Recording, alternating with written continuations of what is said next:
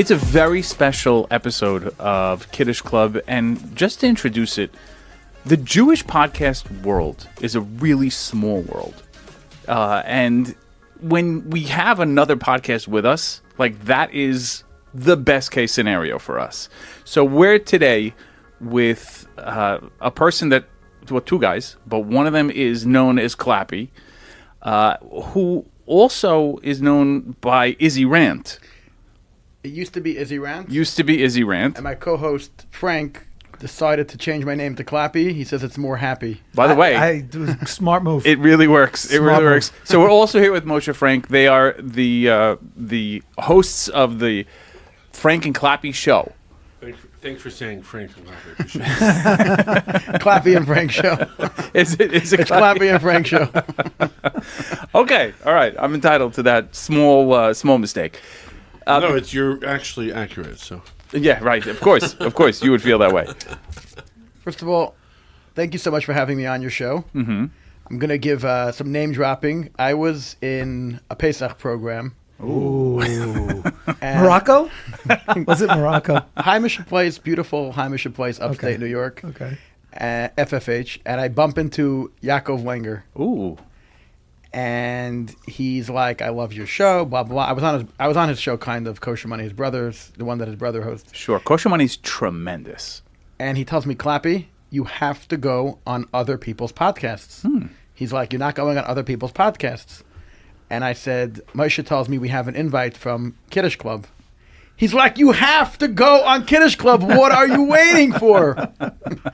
So I call Moshe on Chalamayit. I call him up. And I'm like, "We got to go on Kiddush Club." He's like, "They're waiting for us." And as you guys know, we came last week, and it was totally your fault. Yes, that was your fault. That was me. I 100% his fault. I made a scheduling mistake. I don't know how I missed it. I guess I was looking at the calendar, and I was like, it's the Sphira, and it's Shavuos, and the days. no, And I confirmed the wrong day. it made us feel more chashuv to come to know, like the guy misses, like the guy's there, he's not there, he isn't there. Yeah, so it's good. You played hard to get. It was well played out. Right? He felt really bad. But really bad. the first thing I said to them is, please accept my apologies for last week, because we're not easy to get to. And by the way, I don't think that ever happened to us in all the years. It never happened. So you I had wanted this to chutz take- of being the first ones to show up to the studio when no one was here. I wanted to take 1% responsibility, but my partner Moshe sends me a WhatsApp screenshot of you guys saying, "Come this date at this and this time." So I'm like, "Okay, we're going to the city tomorrow for this interview." I was like, how do we schedule our day around it? So from Shachris to meeting advertisers, He's laying it on. to going to Lay it on, baby.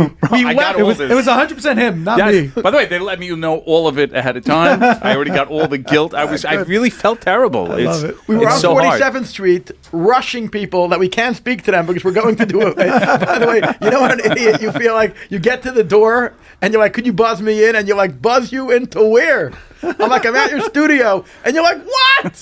Next week." So good. Clappy, you have enough to drink there? Are you getting this? Could you take a picture, please? We got coffee. We got Perrier. Whoa. We got Dr. Pepper. Don't brag about your coffee. What else can we give you? This coffee is nasty. What's wrong with the I see coffee? the Keurig machine. I see the Green Mountain. I don't know what Hold dark. up. We offered you. We have the Keurig machine with the Green Mountain and the Bustelo. We have the Nespresso right next to it. We offered you the Nespresso. Then we had a plethora of options in the fridge of cold Dr. Pepper because we know you love Diet Dr. Pepper. Diet Dr. Pepper is great. So you know what I mean? We really. And he takes. I just find it funny watching him take a sip of Dr. Pepper, then a sip of Perrier, then a sip of Hold the on, we're coffee. paying a lot of money for parking. We're trying to get our money back somewhere. That's it. So hopefully the drinks will level out. That's it. But I'm just saying, when you hear a person complain about coffee that's too bitter, it means that they're not a real coffee person. Oh, shots fired! I hate to say it. They're I'm guests. sorry. They're I know. guests. I know. I'm used to coffee that billionaires drink. Oh, I have shots fired back. I have very wealthy relatives.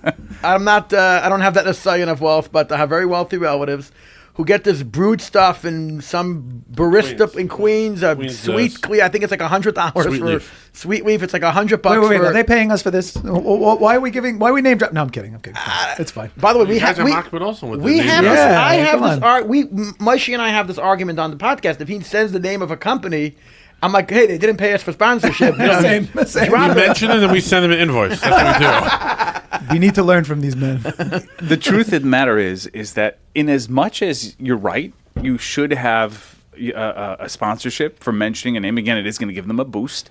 But I'm not against mentioning it all of the time, because that, like, amongst those people, they're going to be bragging about it. I mean, think about when you look at Joe Rogan's podcast, he'll mention anybody at any time, companies, whatever, and they take that clip and they run with it, and it only makes him more popular. Right. So not everything has to be about money, because you're going to get a net gain.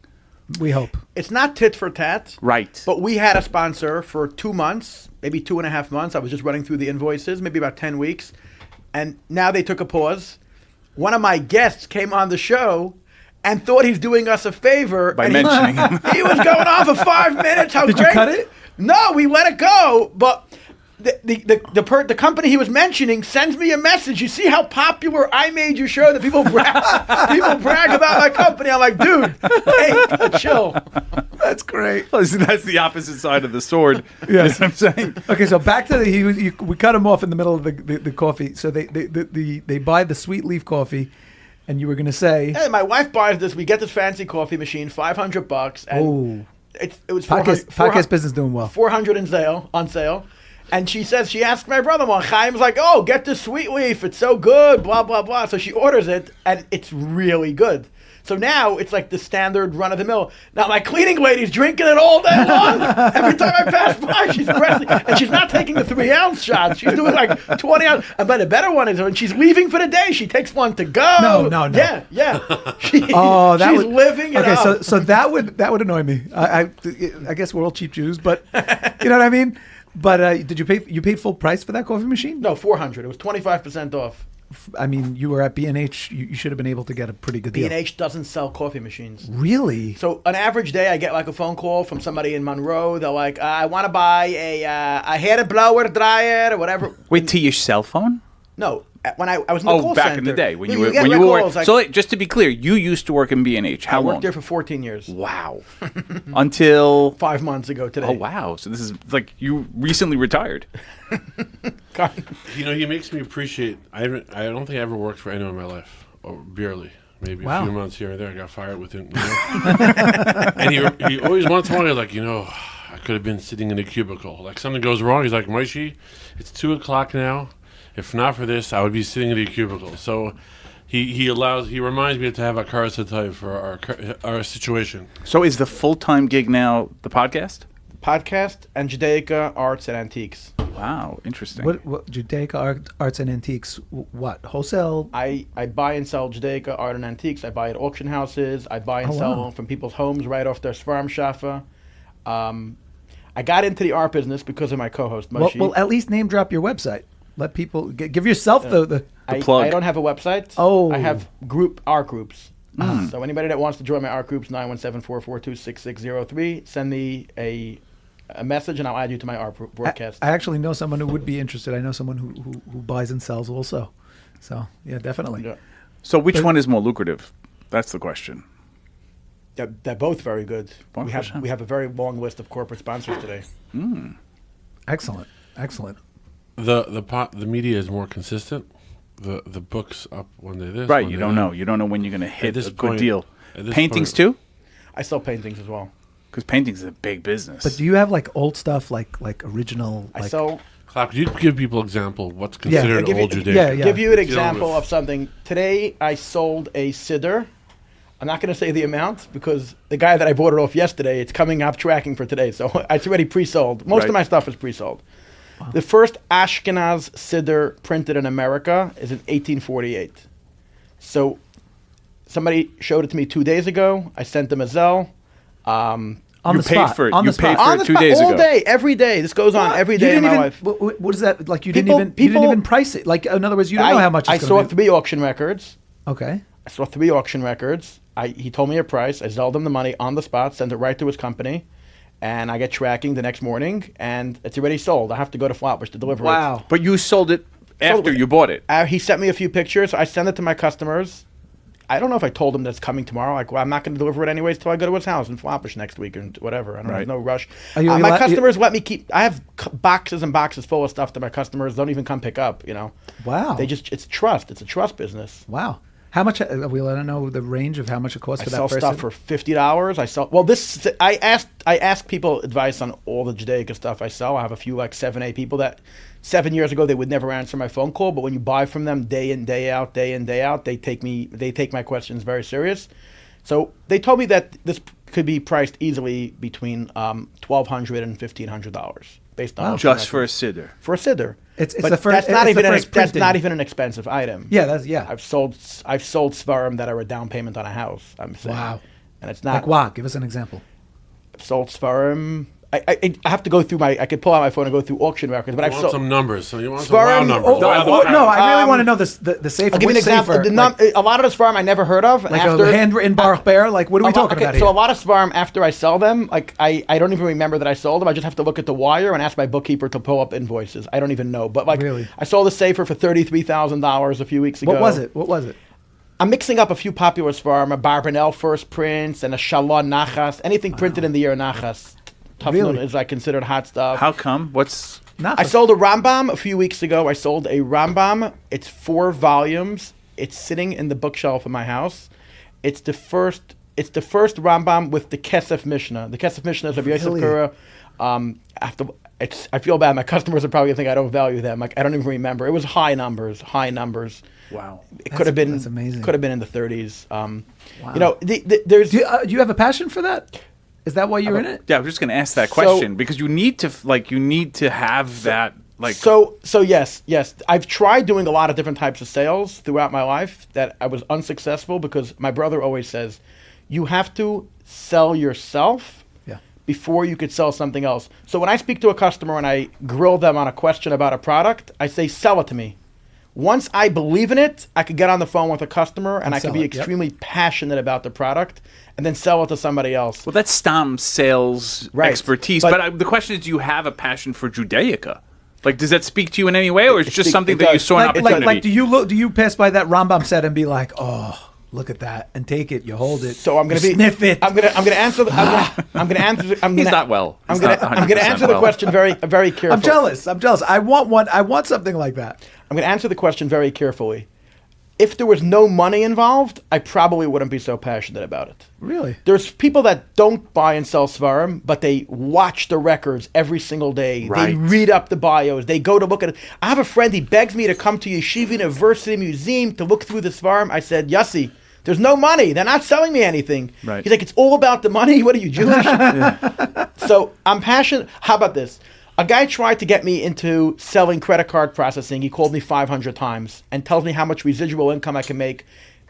And many people try to do it. I'm licensed in life and health insurance, property and casualty insurance. I stopped renewing my licenses. I've never sold a single policy. In my life. I kind of want to buy one from you right now. Because when you can't, it's hard. Buy a policy from Clappy. Yeah. I was never able to get myself to be interested in it. So I happen to buy a lot of insurance for myself because I believe in the product. So I have multiple policies, disability policies. I probably have every policy under the sun. But I'm not passionate about selling insurance. I never sold insurance. But you have found that passion for Judaica. It's interesting because it reminds me of the people that have passion for watches. Yeah. You know, those guys are all in. Off the record, he's more into watches than seforim. Really? You're one of those guys. Wait a second. Did you You're see? One of those guys. Did you Just see? want you guys know he was spinning. He's been outed. He was spinning model number like Ziv the watch. Like, wow. I did not realize until we went to 47. Did you see the most recent collab that is dropping tomorrow? AP and Swatch. Okay, I want to just tell you something about this. I want to say something about the Swatch. He clearly has. They suckered me in. Swatch. My father-in-law at the time lived in London. My in-laws moved to America almost 3 years ago. Told me that Swatch and Omega made a collab. Yeah. Okay, I worked in B&H. Times Square was like a 17-minute walk. And for months of my life, I was running to this watch store every single day, thinking they're going to be worth millions. And every time she would wink at me, or one of the guys already knew me, he's like, we have one red left, we have one black left, we have one purple left. And each one was another one of the atmosphere, the spheres, like the moon. The and moon, the, it's the and I forgot the name. Uranus. And I was dishing out. And every single time I bought a watch, it was, I think, $2.73 and 5 cents for the bag, and I was just swiping. Once or twice, I was able to sell a popular one for like $100 markup, like Veasmir. Really? And then I got stuck with them. And I'm gonna tell you something: they're garbage. Really? Garbage. The watch scratches by looking at it. The watch I Because wear they now- don't have a sapphire crystal. It's no, a couple it's of $100. plastic. Yeah. And they can't fix it. If you buy the warranty, they can't fix it. They throw it in the garbage, give you a new one. They said that it's glued on. They said they can't get rid of the face. Well, there's Garbage. a lot of chatter about this Royal Oak swatch Rebbe, situation. the buttons on the. I'm not wearing one today. The buttons on the swatch. What are you wearing? What Is are that you a wearing? Bulgari? Yeah. The watch I wear is the Tissot Omega PRX. It's the best watch in the world, under $1,000. Let me take a look. Because you took it off. You think he likes watches? You think Frank was right? And this is passion. Now we're seeing the passion. Yeah. I can see his eyes are lighting up. It's a beautiful watch. It's got a lot of weight to it. But you don't believe in this Royal Oak swatch collaboration. I have to. Because I have seen the jewelers, the 47th Street What is it made out jewelers. of? Is it an automatic or it's a plastic. battery? It's plastic. I'm pretty sure it's automatic. It looked it from what I saw. But even the jewelers are paying now triple the price. Because right now, as we speak, it's due to come out on Shabbos, May 16th. And there's a line already from 5 days ago outside the Swatch No. store. I believe Yes. it. No. It's always like that. They make There's it. a line outside the Swatch store, and the jewelers are paying the people in the line up to $4,000 for a Royal Oak Swatch plastic watch. And what they're going to do when they buy it is ice it out completely and then sell it for eBay, yeah. $15,000. Okay, so I want to just say something. But Clappy's saying they're not going to get that money. No, they're gonna get no. think they're In gonna the get it? beginning, no. Whoever's online is gonna make a ton of money. I promise you. Whoever's online is gonna make a ton of money because okay. when I was going back every single day for months, all I was trying to do was to get the moon face. Okay. And while I wasn't getting the moon face, I was getting them, and then I was friends of mine that didn't want to wait online, and I was able to get one because the Manhattan store would get a few more every single day. So I did make 100 here, 100 here, 100 there. I actually one time sold or bought from your brother-in-law one of them. I had a friend that wanted one. I went to your brother-in-law's house, Tabi, and I paid like 150 over. There was like a small little like hack going on. I mean, I He's have to be listening right honest now. with He's watches. cursing him. 150 on me. I knew it. I have to tell you, the Omega collaboration never excited me. Doesn't excite me now. But Royal Oak, I mean, that's a watch. And the Swatch, when they do it in colors, everything that I'm seeing online looks amazing. I'm not impressed. I'm Yeah. not a big AP fan. in general. I think we should do podcasts without cameras. You can check your phone. You can do all these things that no one knows. Yeah. All these That's people why he's so quiet. People are complaining that I used to pull out my phone in this room. Meanwhile, I'm using it to get questions on ChatGPT. No, so usually when we do our cast, we're going through news and current events, and we have like a whole, a huge board that we go through. So we literally need it. But as we've been talking about it, I pulled up the Swatch AP collab here, some pictures of the watch. I wanted to see what it looked like. So there's a pocket watch, but if you scroll up, you'll probably see the wristwatch, which is really where it's at. I don't like the AP watches in general. By the way, these collabs are the most dangerous thing in the world because they were paying people. You said 4,000. They were paying people, I think, $5,000 or $8,000 for the Tiffany. The Tiffany. There was a Tiffany Patek. Google the Patek, or is it Patek Tiffany or Rolex Tiffany? The record is $5.4 million US, and it sells now for $1 million. Wow. We're talking about literally millions of dollars. Yeah. Well, let me see. Which one was it? Which Yeah, company was it? It was Patek Philippe. Patek and- Philippe, yeah. They were paying people, I think, $7,000 if they would get online. They would give them the company credit card, make them their number. It was like, I think, like 2 weeks in advance, how to strategize, how to get the watch. Articles in magazines about what went Really? into getting people online. And at the beginning, there was a Hong Kong auction. You could Google if it was Hong Kong. I think it was $5.4 US, like 7 times. Every Hong Kong dollar is times 7, whatever it was. Okay. I spent time in Hong Kong. So whatever. And now I speak to people on 47th. They said they could get it for me for $1 million any day of the week. Not that I ever had $1 million in my bank and account. why would anyone Wait, I'm sorry. I don't get the whole watch thing. Personally, I'm not a big... You see what I'm wearing? I have a smartwatch.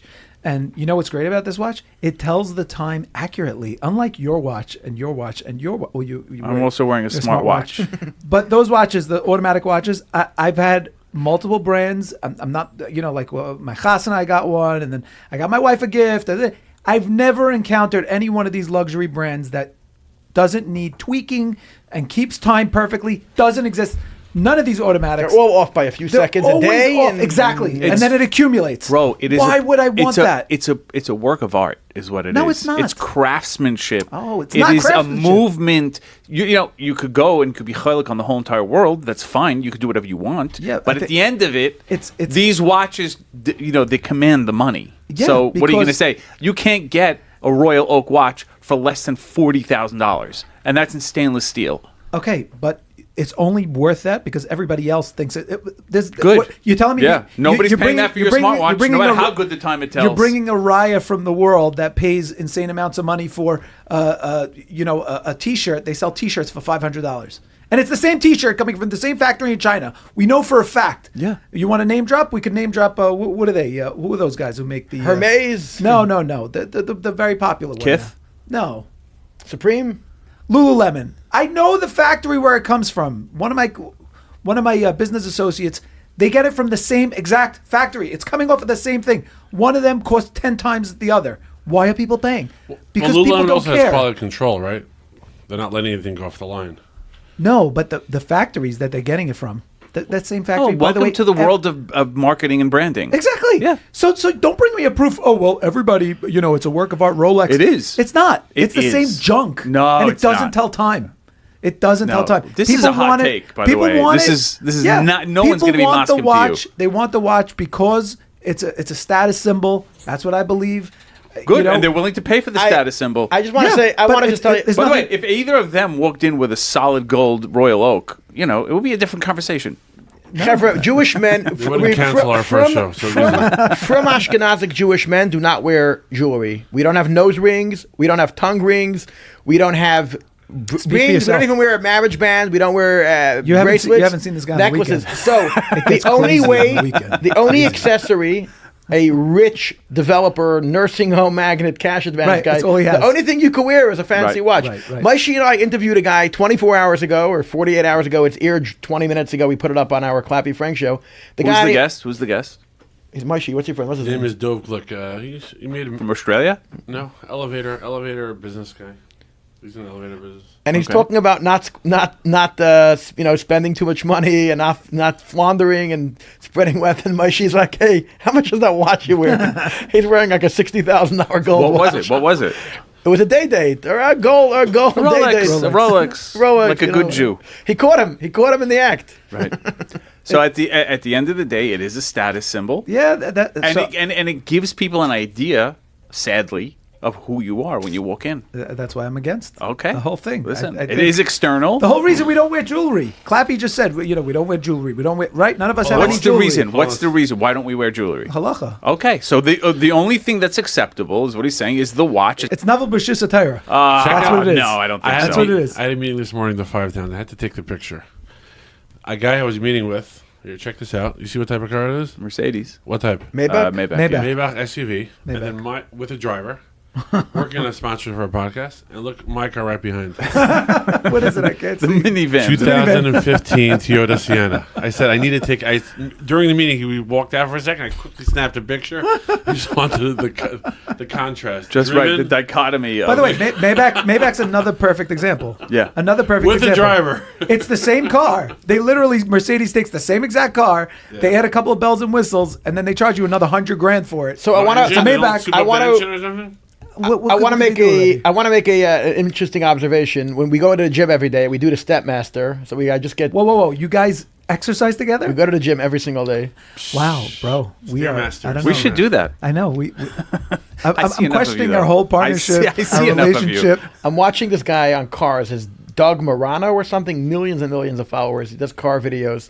He's talking about that the highest Macher Knacker Speci cars, like the Maybachs and the Rolls Royce, the Phantoms and the Porsches and all these limited edition whatever.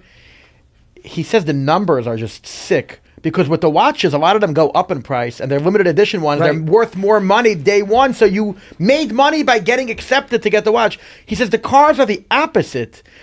The minute you drive off the lot, a lot of them are 50%. Yes. Wow. Yeah. And it's even worse. Their resale value are worse than Toyota Camrys. There's no resale value. Wow. If, And- you hold and- on, if you hold on long enough, they go yes, up value. I was going to They say do that. Yeah. very well. No. Yeah. No, what happens is it reaches a parity. Like it keeps dropping, and then after a certain number of years, it stops, and then it starts going back up. No, but he's saying a Rolls-Royce Phantom for $473,000. The day you drive off the lot, it's worth $225, Correct. whatever. Yes, so you absolutely just true. lost half your money. Yep. And guess what? The warranty, the longest warranty ever on these $1 million whatever crazy supercars are 5 to 7 years.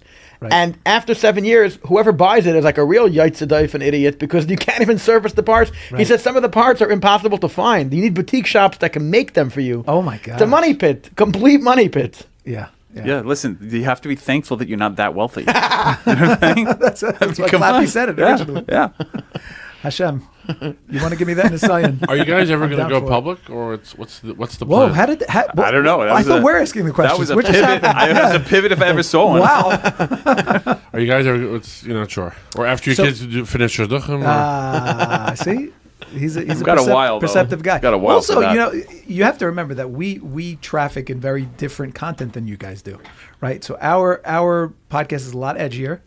The stuff that we say is in today's climate, and you see what's going on in the world, right? You guys are from New York, right? So. Heights. Okay, Crown Heights. You see what's going on. You're in the city right now. You see the anti-Semitism is everywhere, and we're very obviously, totally we're a target for anti-Semites. Let's just put it that way, very easily. I got accosted. I spoke about it on the show. I got accosted on the street here in Manhattan. I was going to buy lunch, and they started screaming at me. Yeah, there was a protest, and they just started attacking me. Not physically, screaming. I recorded some of it. You were wearing a yarmulke. I was wearing a yarmulke, obviously, yeah. And I actually told the guy, I'm like, you're attacking me because I'm wearing a yarmulke? I thought you guys are not against Jews. You're only against the state of Israel. But you know nothing about me except that I'm wearing a yarmulke. And so they're no. And then one of the guys came with a megaphone. He put it into my face like this, and he was screaming at me on the megaphone for nothing, just because I'm Jewish. That's literally my crime. So I think we're in a crazy time. And so, yeah, I'm also a big chicken. If you listen to our podcast, you'd know. I'm afraid of everything. So you're worried that people are going to accost you Yeah. for having a podcast? Yeah, Because not for the podcast, but we also do. I mean, this guy's known, for his accents, and we've made some enemies. Yeah, it's possible. We don't know for a fact. We you know think for a you're going fact. to become too famous? We've had people who were supposed to come on to the show, and then they listen to it and they're like, "Oh no, we can't come." We had guys Elon are on Gold. hold on. Elon Gold, who's famous. Yeah. Well, you're on 24/6. That's like super. Yeah, no, to the Jewish world, but to the non-Jewish world, Elon Gold, he started doing I don't know, maybe you were talking in an Indian accent, and Elon Gold, Mexican it was. yeah, and Elon was like, you can't. He got serious. He's like, you can't do that. Are you insane? You'll get canceled in a minute. You can't talk like that. What are you doing? And then he said, I don't know if I could be here with you doing that. You remember? I remember and that, it was yeah. all cut. We cut it out of the show. But Elon was questioning, I don't know if I should have come because I could get in trouble just for associating with this guy. Do you have how unique this is? We're kosher for the Jewish world, but unkosher for the Goyish world. It's Yeah. crazy. The cancel culture sickness disease has to be eradicated. It got way blown out of proportion. Yeah, but I it's not going understand not anywhere. using certain words for certain minorities and ethnic groups, but lately Say it. Go. I see you want to. I see you want to say it. Just use you one can of the never words. say I'm the kidding. N word. Yes, You can that's never true. say the S word. I don't know. There's different words for different a lot of words. But that, of course, I agree with not using those words that are But Yeah. But today you can't say anything. Everything cancel culture. Yes. Jackie Mason used to make the joke. Oh, We're like with he's the cancel greatest. culture. He's like the airlines want to hire thin pretty women, but if you God forbid they have to hire all the fat ones as well. He said there was one lady that they hired as a stewardess. She was so fat she couldn't walk across the aisles, so she stood on the back of the plane holding all the food, and they announced on the PA system that it's a buffet today. It's like how crazy are we gonna get? Okay, but now that you asked us a question, let's ask you a question. You were at B&H, Maishi, where were you before the podcast? I am always in between jobs. So. I love that. No, I'm a creative entrepreneur style. I have an idea and I go after it. Okay. So, Wait, so it's worth mentioning that Moshe has an Instagram channel that is, I think, well over 100,000 followers. not so well, just a little bit A over. little bit over. Okay. Called That- Everyday People. X everyday. People. Ex Everyday People. right. Where he just interviews people, like whoever he sees. He'll just run in and interview. And like I told you before, Moshe has a way of getting people Extracting. Yeah. He's an he has a extractor. way of just getting people to talk and talk and talk. It's unbelievable. It's a talent. It has to be. But how did you end up getting into this business? First of all, I want to compliment Moshe on this talent. He's Ooh. probably the best in the world of getting anybody on the street and bring out their good stuff, to bring out the best juice that they have bottled up. Because he stops people in the street and he interviews them, and all of a sudden they're getting 5, 10, 15, 20 million views, where yesterday nobody knew who they were. Wow. Yeah. Full disclosure, my partner here warned me about Moshe beforehand. He goes, listen, I'm just letting you know, this guy knows how to extract stuff, so you better be careful. And you know why I say that? Because he did it to me. You know what I'm saying? Out of the blue, he just calls me on WhatsApp, and he's just. And after like 45 minutes, I'm like, what is going on here? What did I How just did this say? guy get everything out of me?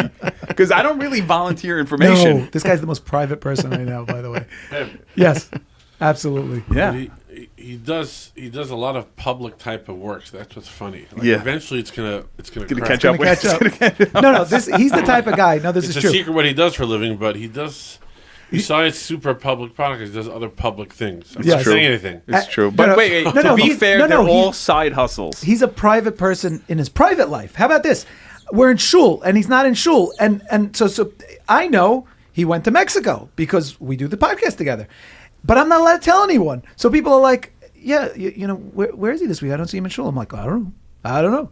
Is he? Did he go on vacation? I don't know. I had a incredible story with Town Appliance. Really? Is it good? Amazing story. Oh, great. So- Yeah. Otherwise, we were going to cut the whole segment. So I'm married a few months, and I'm doing laundry in my mom's house because there was no washer dryer hookup in my one-bedroom apartment in 2012. And after a few months of schlepping schlepping all the laundry, my wife's like, "We're getting a washer and dryer. I have to pay a friend $450 to get the gas pipes and the water pipes and the heating pipe, whatever." So, and now I need a washer and dryer. Somebody told me call Town Appliance. They're very competitive on pricing, and they deliver to Crown Heights twice a week, or Brooklyn, whatever. So I call up, and I'm schmoozing with the guy, and he's like, the qubits and the stackables, but if it's not a stackable, I could do a side-by-side and give you a stackable kit. I'm thinking it's a whole kit. It's like in an envelope. It's like a piece of metal that you screw in, whatever. And I asked the guy, "What's your name?" And he's like, "Mordechai." I was like, "Okay, Mordechai, whatever."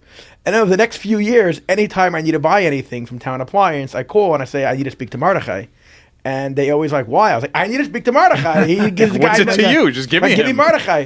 Anyways, I'm the president of a shul, and when we renovated the shul, my contractor tells me that under the back where we have coffee for Shabbos morning, coffee and tea, whatever, we need a tiny little fridge to go under, and he gives me the dimensions, and I call up Mordechai, and I'm schmoozing with the guy for like 45, 50 minutes, and he's like, we get into a conversation, and I was like, I still don't know who he is. I think he's like a salesman that does like daf yomi or something, whatever.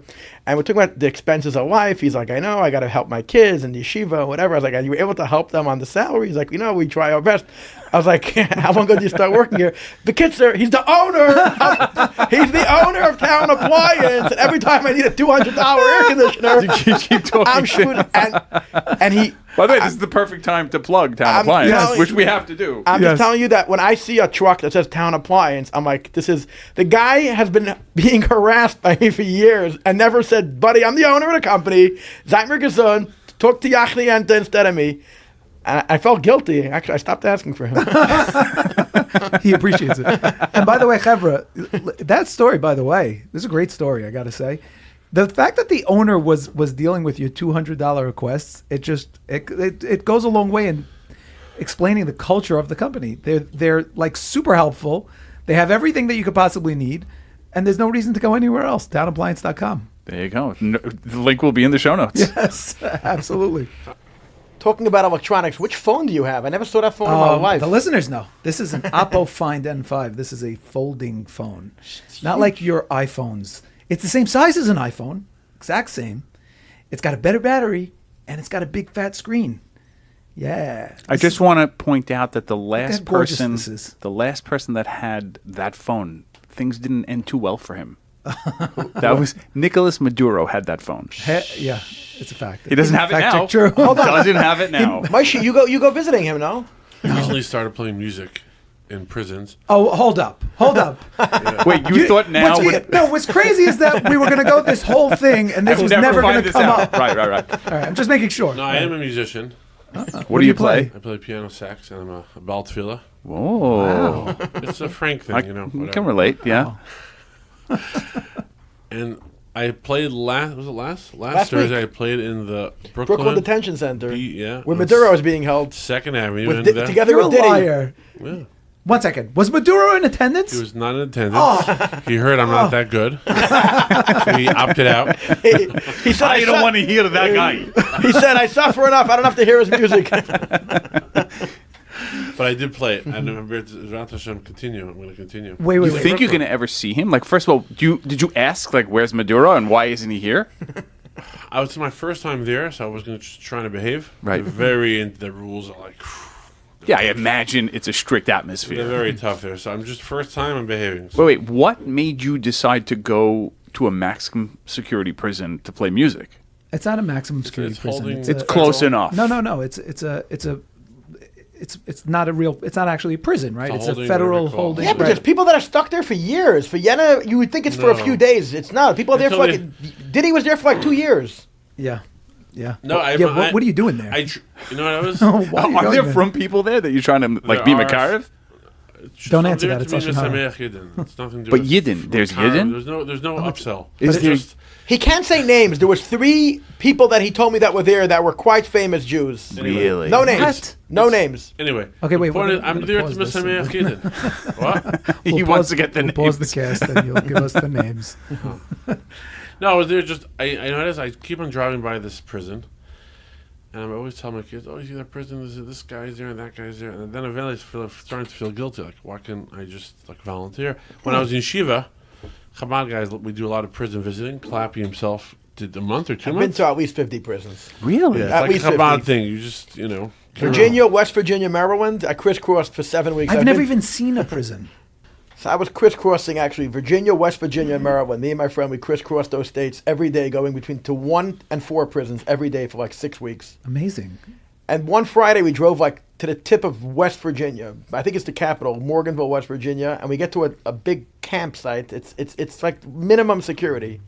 It's all women, and we got like a huge crowd, like 70 women showed up. I don't know how many of them were actually Jewish, and I'm giving them a drasha for Dvar Torah for like an hour. No. And I asked, I don't know why, they gave me the drive on the van back to our car in the parking lot. I asked the lady driving the car, I said, I don't know what made me ask me. I was like, anybody famous ever came here?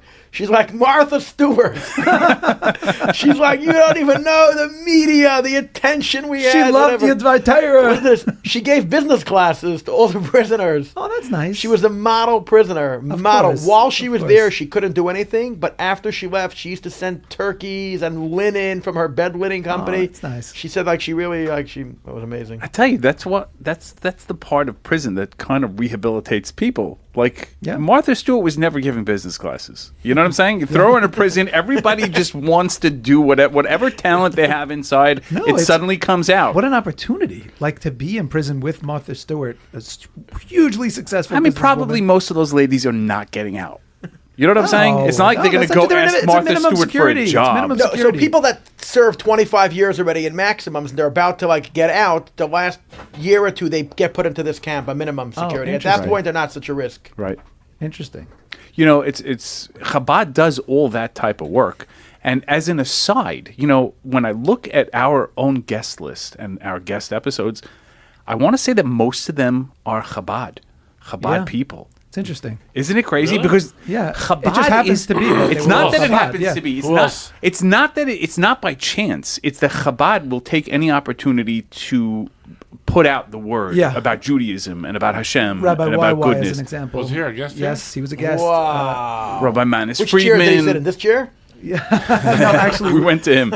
yeah, we went to Rabbi went to Manis Monsey. Friedman. He was here. Yes, Even Yoni Z. Yoni Z. Yep. Even Eighth Day. Yeah. I'm just thinking off the On top of and my on, head. yeah. On and on. It's just the Chabad guys. It They always just ends up being they Chabad. want to publicize. They want to get the word out. Yeah, that's what about they do. Yiddishkeit. That's Chabad's whole You know, thing, right? and then you look at the Litvaks and some of the other sects of Judaism, and it's like, no, I don't have time.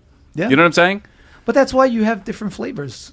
This flavor, Chabad, this is what they do. They outreach. Very conducive for podcasting. Yes. Also, I just want to say, in entertainment, in the Jewish from entertainment world, most of the entertainers are Hasidish or Chabad. They're not Litvak. All the singers. Shweki?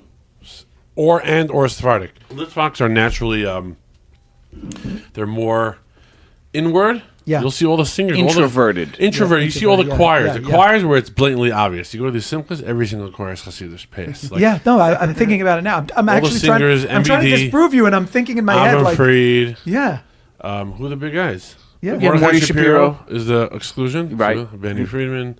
I mean, who are the top guys getting paid the most money? All Chabad. Hasidish. Right. Hasidish and Chabad, And Chabad. They're more... And I just had a meeting today with Pivot Marketing, and he was telling me, he said he prefers Hasidish workers and Chabad workers. He says Hasidish because they're more open-minded, and he does marketing for all the biggest Litvish companies and everything. But when it comes to hiring, he prefers Hasidish and Chabad. He says, Chabad, they're half goyim. They know how to write English, but they like the girls are davening mincha middle of the day. So he says he loves that blend. He loves hiring Chabad people, and they're more open-minded. But he said the Litvaks in general are more inward, and even though they don't have beards, so they look more worldly, but he said in a weird way, Hasidim are a lot more open-minded. I think because they're more comfortable with themselves, meaning they're not And I trying. thought that- They're not trying to portray something that they're really not. Like when you're a Hasidish person, you have your beard, you have your lavush. This is it. This is me. It is what it is. You know what I'm saying? I'm not trying to fool you and make you think I'm like you. But when you're a Litvak, let's say, and you're clean shaven, and you're almost trying to fit in, but you don't really fit in. So it's kind of lends itself to making you feel a little bit more self-conscious. Does that make sense? Why do you think Litvaks are not proportionally represented in the Jewish in Haredi music world? Do you have any takes on that? I do. I have some takes. I So don't know if I, I could, I don't know if I personally- could say it. You could I say know. whatever you want. You guys are in 24/6. I don't know. I don't want to get you guys banned. No, we're not going to get banned. I think I think part of it is, well, first of all, And I grew up in Flatbush. I lived there for 20 years, so I have so a. you're pretty worldly in the Jewish I world. did go to Chaim Dick. I'm gonna have a little, You got No, a piece of everyone. I think first of all, Hasidim traditionally, historically, value music more than the Litvish world. That's as a to begin with. Especially Mudgets. Yeah, it's so like if you like on a base level, it makes a lot of sense, right? Second of all, I think with Litvish, I think that introverted that Sal was saying that the introverted, I think I don't know if it's introverted, but it's more of it's a constant question of is what I'm doing the right thing, whereas I don't see that Chassidim. It's a way of life. Litvish is. I have to question everything that I'm doing. Right? Shouldn't I be learning? Am I doing know this? I'm singing, Right. but shouldn't I be learning? Exactly. Everything's a Akira, question. Akira. It's a It's shaila. Bittul Tyra. Right. But if you're Hasidish, you have your life and you have your culture. It's etched in stone, and then you're just basically free to do what you want at that point. Whereas with Litvish, it's a constant battle. And I'm speaking even from ourselves. I think we fall into that category to a degree, even though we're doing this podcast. But No, I definitely should be learning right now. yeah, no, I For constantly, sure. no, I constantly in my own that mind. guilt. You got that guilt. thing. Always, I'm constantly feeling guilty. How much am I learning? And Baruch Hashem, I learn every day. I learn a So I decent think amount. Chabad has that guilt thing when it comes to Kiruv. Right. So probably the fact that I'm playing music in prison is probably that guilt. Right. Not, Interesting. not Right. probably 100%. So that's an interesting. that's That's exactly an interesting what it point. is. Like That's the exactly what it is. Litvaks have the learning guilt. Yeah. And it's like, how much did you learn today? And when you talk to Chabad, it's like, how many people you makarv today? Right. How many people Like did you put that's- filling on with today? Right. Right. And if you didn't do any, you feel guilty. And that's really what I think. And when I I mean, was look at saying Yossi it- Farrow. He's like a gadol hadar at this Oh point. my God, he is a legend. Yeah. he is a legend. But I really believe that guy was speaking for myself, like even my own self. I mean, my co-host here knows that even when we record, I constantly questioning our content, constantly questioning halachas and could we say this? Could we not do this? You know what I mean? We're not, as much as we seem like we're freewheeling, we're not. And you mentioned 24/6. We're constantly questioning ourselves. Is this okay? Is this going to offend? Is this going to do? it's a constant battle. Yeah, And I maybe think we it's should be doing less of that. Yeah, but it's a Litvish mindset. We have this.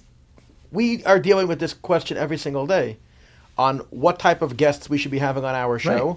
and what is going to cause anti-Semitism or not going to cause anti-Semitism, or if they're going to hate us because they ain't us. So how much do I have to dance around? And I'll give you an example. Moshe, it's okay to give this example? He doesn't know what you're saying. We had a video. Our producer dropped a reel one night. We put out reels and shorts on every episode that we produce, and I didn't even know about it. And my wife calls me up, and she's like, "Izzy, what the heck's going on? This thing has like 900,000 views like in an hour." I was like, "What are you talking about?" My sister's house. I put on the reel. It's basically, we had on a real estate guy, and it's talking about how he even says, "Don't call me about it. It's impossible." But there is a way to get Section 8 to pay your mortgage directly. Whoa. I saw this reel. Not only does it have like 15 million views, but every anti-Semite in the world does a take of him watching the video to see his reaction. So cumulatively, it probably has like 30 million views. Wow. And people are telling me, like, how do you release such a video? It's going to cost. So first of all, I don't even know about it. Second of all, it's catchy. And third of all, they hate us because they ain't us. So, like, how much do I have to be careful? It's like, just for being you said that you were accosted in Scream Out because you walked by and they're anti-Semites. So just for yarmulke. So what does Das Torah say? I don't know. What do they say about anything you do? You have to, like, I don't know. What's the answer?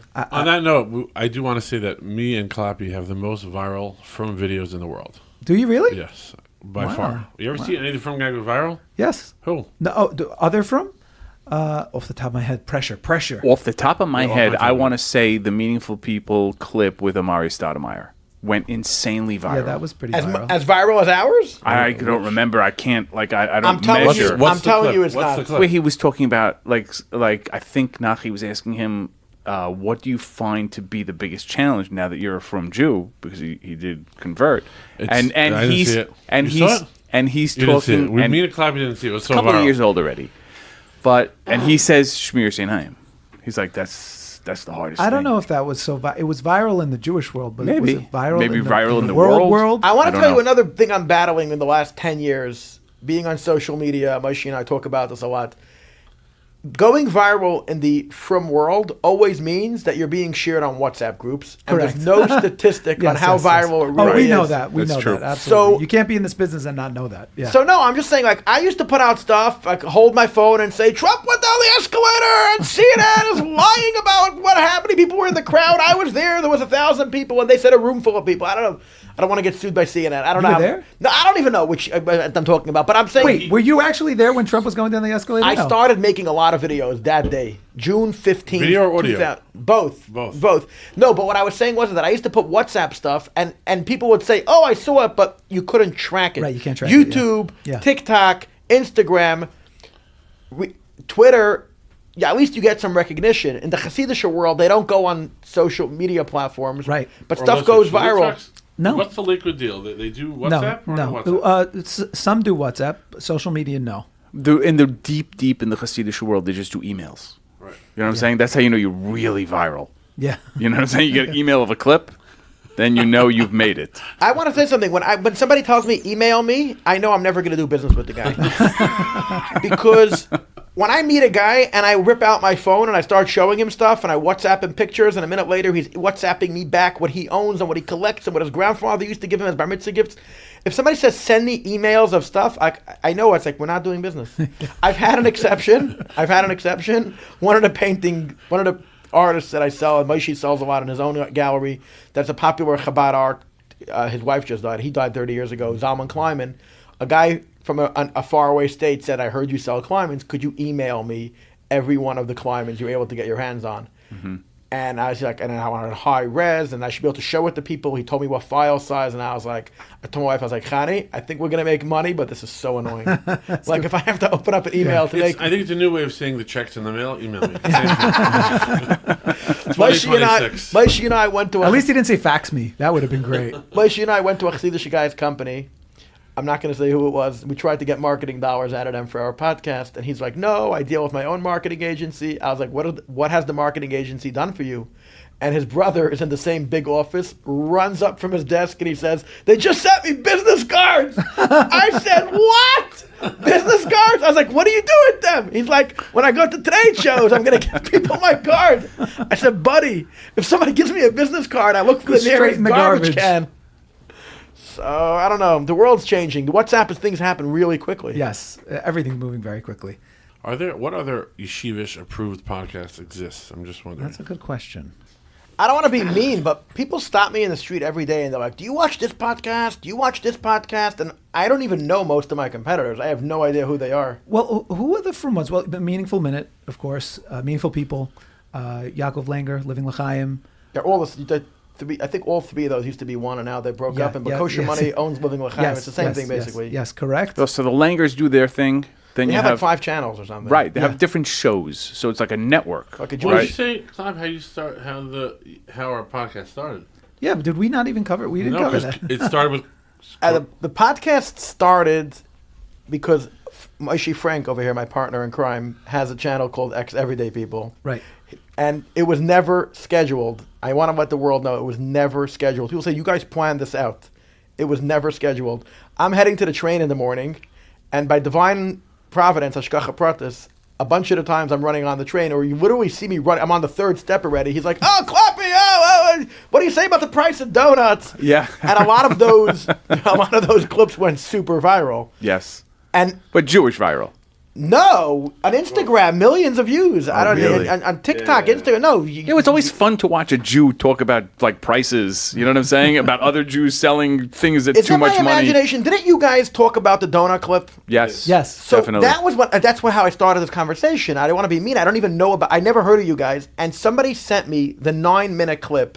I'm on I have a WhatsApp group with 83 people, and I'm one of the admins. It's called the Moshe Vleitzim. It's like very exclusive. I don't let people on. It's very, very exclusive. to be a real lates. True that you have to be really rich because you're on the group for 14 hours a day. A lot of very wealthy people, actually. Or unemployed. Yeah, whatever. It's one of the extremes. Very rich or very poor. Yeah. Or you're in a homeless shelter. Or So a guy did me the chesed. He sent me, I think it was a 9-minute clip of Kiddush Club talking about my donuts, and it boosted my ego and self-esteem because I was on the train. I had to have like Wi-Fi between stops, and you guys were talking about if Clappy is fake or real, or it's a fake personality. I don't even remember. And you guys were going back. Is he real? Like, does he believe in what he say? Does he not believe? And then people were stopping me on the streets and saying, "Did you hear what Kiddush Club said about you? And what is your response?" And I'm here now a year later to say it's both. It's fake, like whatever, but it's also real. I mean, I do splurge. I also buy crazy expensive stuff that make no sense. But in that exact moment, when I'm in a deli takeout buying dinner because my wife said she's not cooking that night, and I see a donut because it was like a few days before Hanukkah, and I was going to ask, like, "Oh, I'll take one of those also for dessert." And I said, "How much is it?" And the guy said, "It's $10. I said, "What? It's $10? And then the manager leans into the conversation and he says, "What are you talking about?" He says, "We have pistachios in the donut. You know, pistachios are like $10 a pound. And we have Dubai chocolate, which is like $100 a pound. And we have caramel custard that we fly in from France." He's like, "You know, we don't even make any money on this donut. This is chesed. We want to give back." That was part of the clip. And yes. that was the end. And that was like on a Thursday night at like 10 o'clock, 11 o'clock at night, and I go to sleep. And I'm walking to the train, and Moshe stops me and he says, "What do you say about the price of donuts?" I'm like, "What do I say about the price of donuts?" So wait, this happened. This today? happened. Oh wow. So we kind of had a hand in your podcast starting. So is what you're saying? No. I'm giving you an example of stuff that went super viral. So because of the donut thing and your thing and whatever, and then he stopped me in the street and he asked me. I got out of the Uber coming back from Israel. I went with my wife last year for a week, and I was supercharged. I was like on a high from a week vacation. We didn't bring the kids. I was like, so after that, I was nudging Langer to have Clappy on his podcast. He told me once that whoever asked us to come on the show, we never invite them. Yeah, that's what they say. Yeah. So, but Clappy had the schus of spending a full Pesach with one of the Langers at FFH. They clearly fell in love, and a week or two after he was on the show. Ah. Now wait, Hold just on. the FFH. Were you invited as an influencer? So FFH, I was there for the last 5 years. I get a discount. I'm He's a guy. the guy by MC. Ah, interesting. But All right. now he does get offers from other hotels. Yeah, do you take it? A full ride and Full whatever. ride's great. I'm waiting for us to get full ride don't get- Pesach trips. We can't because again, nobody knows who we are. But then what happened was. But by the way, that's part of the fun. Figure it out. Figure it out. Go figure it out. They're here, but you got to let's find do a them. tell-all here. After they filmed him, that day they offered you a show. When I was leaving the studio, the kosher money guy, Ellie. asked me what do I think of the idea of potentially starting a show on their channel. Mm-hmm. I said, "Oh my God, this is like the best thing I ever heard."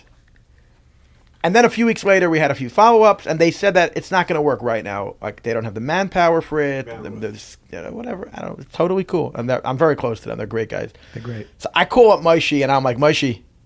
We clearly have something. No, because the issue that we always had is about doing long format podcasts is that we had a lot of success with 30 to 90 seconds. What happens if you go 30 to 90 past minutes. that? And I've never done Right. it in my life. I've never done it in my life. So going on their show, I think it's about an hour and 25 minutes, whatever. And it's not their highest rated show. It's 54,000 as of today.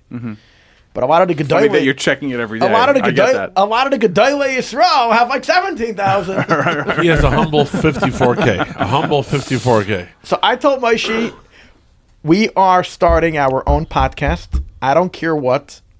However, So this is the part we dispute. We need to do some documents Yeah, searching. let's get on the record. Here's the part we dispute. I think I told him, so let's make our own show. Like very straight up, let's do our own show. He says, "What's the idea?" But we're going to go back to some WhatsApps and we will I kind do of feel full like discovery. Moshe's probably more just because he's so much more sure of himself. Like about this, he's like no. You know, I remember But Lisa Clappy has the receipts. Yeah, he's offered a show. right? That's true. You know what I'm saying? So the Actually, that's next true. logical step is to say, I'll let do me it start myself, my yeah. own. Yeah, that's a valid point. I put a lot of pressure, and when I did the Googling and the AI or whatever, I'm not very tech savvy. My eyes, haben geworden Funster in Yiddish, like your eyes got black when I did it.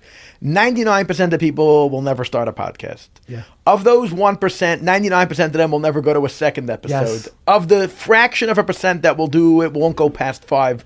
And the numbers keep getting worse and worse and Yep. worse. So I said to myself, why am I not going to be like everybody else? Like everybody starts the daf, and by daf chav gimel, Stefanski's left with 4 people. You know, I'm still in it. I'm still I'm in Yeah, it. but you're not in it with Stefanski. You know not what I'm in saying? it. That's why I'm in it, baby. He always says it's the yoimi, not the daf. Yes. Because if you're gonna fall off the bandwagon. Yes, So yes. just don't have guilt and jump back on. Lamaisa, the way he gets them is with the 8-minute daf. You know what I'm saying? Not really. Yeah, that's how he gets people to get. reels. I've got 8 minutes. 8 minutes I have. You know what I'm saying? Yeah. Once you schlep it out to an It hour, works. It works for a day or two, and then it doesn't work. But you know who I feel bad for? Bornstein. Yeah. Why? He's great. My father Oni watches. Oni listens to Bornstein. He's amazing. My father's his biggest chassid in the world, and I think my he's father's like he's 3 amazing. times But his why do you age. feel bad for him? He's super No, because popular. he is amazing, but he's more onto the audio, and like Stefanski gets all the attention. Yeah, because Stefanski is also a lot More of an entertainer. performative. Yes. Yeah. Yeah. And Good it's for morning, that reason- Rabbi Sai. Yes. And, Yeah. Exactly. God bless him, and he should have tons of atzlacha. But that's exactly the reason I can't listen to him, To who? to Stefanski, because I when I'm in learning mode, like we're talking about Litvish and Chazis, when I'm in learning mode, don't joke around with me. Like, don't joke around. I'm learning right now. Don't How play do games. When I do the daf, though, it's with Shirley Bornstein. That's what I'm talking Yeah. about. Yeah. As if you do the daf. When I do we the started daf, I the just daf said- together. You lasted what, a week? A couple of mesechtas. I don't think it was. It wasn't even. It wasn't A couple of mesechtas because it was Chazara for me. Yeah. I'm 5.5 years in. Let's fish a show. I grew up in Flappers, lived there for 28 years. How do we feel about the biggest donor, Louis Shiner of Lakewood, latest son Of Muncie, you mean? of Muncie, Muncie. but he supports Lakewood. Yeah, well, he's all over the Jewish world. Divrei Torah, Lakewood. Yes. His latest son-in-law is a Chabadsker. How do we feel about that? I love in the that. yeshivish world. I I hear that. historical moment. I just want to put it out there. Yeah, but that's why he had to fly halfway across the world to get it done. You know what I'm saying? It was in Morocco, far from the far from the prying eyes. But yeah, I don't think it was his first choice. I think we should stop sugarcoating it. They say the boy is a wonderful, wonderful boy. Amazing guy. sure he is. Everybody, I'm just saying, I don't think he called up a shadchan and said, I'm looking for a Chabad bacher with a big bushy beard to be my next son-in-law. Just wondering, are you guys paying for our parking after canceling us last week? I'm just wondering if there are any perks. Because with soda, we try to catch up on getting soda to pay for the parking. you guys are making a lot more And money than us. It until- looks like That's a true. lot more money. That's true. Baruch Hashem, we don't have the most views yet, but we have the most sponsors of any from podcast. Is that true? We were like 7, 8. It's crazy. If you look at him, you have a question. Yeah. You have I'll one buy anything conversation from this man. exactly. I will literally buy anything from you right now. You could tell me anything you want. Baruch Hashem, our views are going more and more and more, and thanks for bringing us on. One thing I want to say, well, also, for podcasts, if you guys, everyone should start a podcast. If you do it, what I thought when I started, I think if we become really popular, people just be banging the phones wanting to be sponsors. I hate to break it to you, we're getting more and more popular. We worked for most of our sponsors. We called, we bugged, we nudged. A lot of them are fans already, and it worked out well. And Baruch Hashem, a little lately, things are coming in inbound. We really hustle for them. So if you're going to do a podcast, do hustle. You need to hustle. I asked Zev Brenner. You know Zev Brenner, the Sure. legend, the Jewish Of course. radio. I said, Zev, when you're at your peak, when there was no other entertainment in the world besides Motzei Shabbos with Zev Brenner, Nachum Siegel, what a country Yossi back in those days. I don't know if that course. passes your head. Did you still have to hustle for sales? He said, yes, I still have to hustle. I was shocked. I thought it would just all come inbound. So you guys should all start podcasts, compete with us, because everyone has their own flavor. Everyone has their own originality that no one else has. The real trick is the consistency. That's the hardest thing. How many episodes you guys have right now? 36. Kanai Nahar, that's a good number. We never, ever missed a week. That's beautiful, but that's what you have to do. And at some point, you will experience the burnout. And at some point, you'll be like, I don't want to continue. And then that's your job. You know, he'll be on top of the mountain, and you'll be down in the valley, and you got to just pull him up, and vice versa. You know what I'm saying? Because that's just how it goes. It takes over your life. It does Yes. take over your life It to does. put out a consistent podcast. Yes. But they don't have guests. They have the easiest part. No, we do have. You guys You're are less guests. than 10%. You don't Yes. have to chase. No, so we Yes, only but we but always it's still have very guests. hard. We're going towards 300 episodes. And For us, the hardest part, it's easier to get sponsors than to get guests. Really? wow. Not only that, having so many sponsors is what puts the pressure on because we got to produce content. Right, They're right. paying for it already. Right. So it's a motivation, but it's crazy. Sponsors, like, Yeah, that's why, by the way, you got to hand it to the lingers and to meaningful people because that is a grind. Yeah, Getting a it's a grind. guest every single week, week in, week out, that's a There's grind. only that many hostages. Exactly right. And you know what? In the Jewish world, there's only that many meaningful people. You know what I mean? Yeah. Like how much, it's a finite number. You know what I mean? You're going to have to open up the door of who's meaningful. Right. At some point, the shamish in the shul is just going to have to get interviewed. It's just how it is. but they can be interesting too. Yeah, no This week question. I Everybody interviewed- has a story. This week I interviewed for my ex every day. Interviewed the owner of Bagel Hole, Heshi Overlander. Okay. Great bagels. Oh, Great interesting. bagels. Yeah. And then I interviewed the owner of Amnon's Pizza. Oh. Now, it wasn't strategic. I happened in the area. They're legendary Yeah, they are. retailers in the Yes. Frum community. Yes. He's been around Bagels 40 years, and Amnon's over 60, 70 years. I Wow. didn't realize he's a Yemenite guy. Wow. Yeah, the most successful Interesting. pizza store in Borough Park is a Yemen guy. So, Wow. Who would, Amazing. But if I ever give up podcasting, I'm definitely going to start selling shadels. My wife just sent me a picture of a new shadel. She asked me if I like it. My credit card doesn't like it. The markup on numbers shekels are are insane. insane. Yeah. It's insane. Yeah. Okay, well, now that you mentioned the parking, we could probably be hanging out here and hawking all night, but we do unfortunately have to end the podcast at some point. But we want to thank you both for joining us. This was a lot of fun. We really could have continued doing this for a long time. But, I mean, we hope you guys have tremendous hatzlacha. It seems like you are already, but you should continue to grow, entertain the people, bringing kosher entertainment, which is what we're about as well, because we need Klal Yisrael needs options. They need kosher entertainment. There's a void, and you guys are filling it, which is great. So I say yeshkayach to you. Thank you you think so you guys much. get us on 24/6? I hear you have some pull. We'll give you the right people to talk to. No, we want you to talk for us. They're not going to help us because then we're going to be number one. That's true. Now I see. Okay, now I understand why. I'm not that smart, Clappy. That's where he fills in. Anyway, guys, really always a pleasure. Clappy and Moish Frank, you guys are legends, really. Thank you for coming in. Thank you. And we thank you guys for listening. Don't forget to join the WhatsApp group. You can do that either from the show notes or visit us at kiddishclubpodcast.com. Follow us on X, follow us on Instagram, and don't forget to support the cast by visiting buymeacoffee.com/kiddishclub. Show your support for the cast, and until next time, Kiddish Club out.